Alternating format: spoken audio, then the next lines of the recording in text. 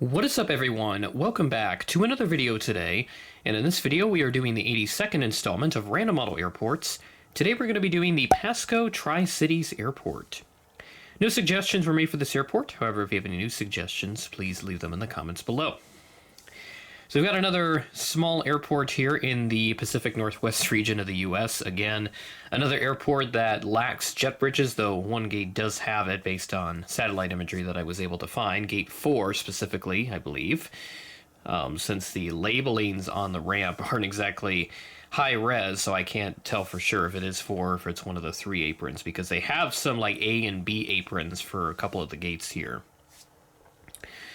But this airport, I don't have too much history written down here.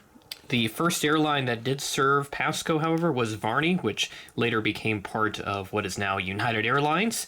They started around 1926, so that shows you how long the city's been getting air service for, almost 100 years now. Terminal opened in the mid-60s. This is the previous facility before this current one. Notable defunct airlines included Hughes Air West, Cascade Airways, which was one of many of the smaller regional carriers that formed after airline deregulation, Western, PSA, the original Frontier, Horizon, which later became part of Alaska, and then West Coast Airlines also flew here.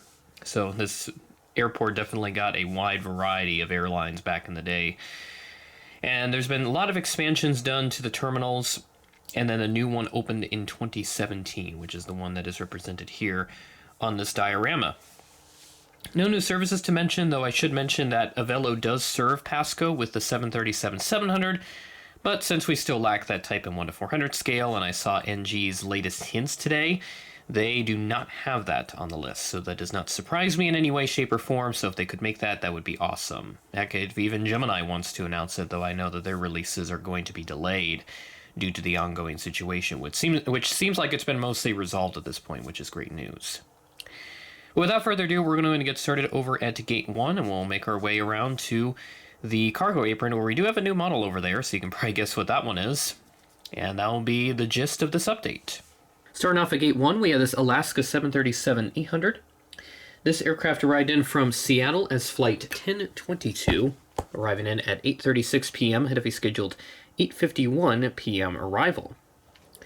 That's one of the A and B aprons that we have here. The only one I have in this update, since I didn't want to put too many aircraft, and a lot of it would have been duplicates of ones that I already have in this update anyway. So at 1B, we have this Embraer 175, a SkyWest operated flight coming in from Seattle. This arrived in as Flight 3274 at 5:20 p.m., delayed from a 5:16 p.m. scheduled arrival. So that aircraft delayed by just 4 minutes. And one of the sister ships to this Gemini release that I have here, 186, is the latest one that they did. 182 is the aircraft in real life. And then over to gate number 2, we have a United Express Embraer 175 serving the San Francisco service here, operating as Flight 5932, another SkyWest flight. This arrived in at 11:15 p.m. ahead of a scheduled 11:20 p.m. arrival, so a very late flight from the Bay Area. And then next to that, at Gate 3, we have a Delta Connection Embraer 175. So you're going to note there is quite a few of them in this update, since that's the predominant type here at Pasco Tri-Cities Airport. This arrived in from Salt Lake City as Flight 3728, yet another SkyWest operated flight. This arrived in at 4:52 p.m. ahead of a scheduled 5:09 p.m. arrival. And then our only other mainline at this gate, and also at the only gate with a jet bridge at Pasco right now, this Delta A319, coming in all the way from Minneapolis is Flight 2350, which arrived in at 7:30 p.m. ahead of a scheduled 7:35 p.m. arrival. Quite surprised that MSP is on the main line, whereas Salt Lake City only gets the 175, so it's pretty interesting to me that they send the main line from the farther destination, but there must be more demand out of MSP than Salt Lake, which again would surprise me a bit considering the distance between the two cities, but that's just how it is, and that's why I do random model airports, to see if there's any unique oddities with some of the services, and that was certainly one of them, I would say. Moving to Gate 5, we have this American Eagle Embraer 175, the last aircraft at the terminal here. This arrived in from Phoenix Sky Harbor as Flight 4944, yet another SkyWest operated flight. arriving in at 1:10 p.m. ahead of a scheduled 1:29 p.m. arrival.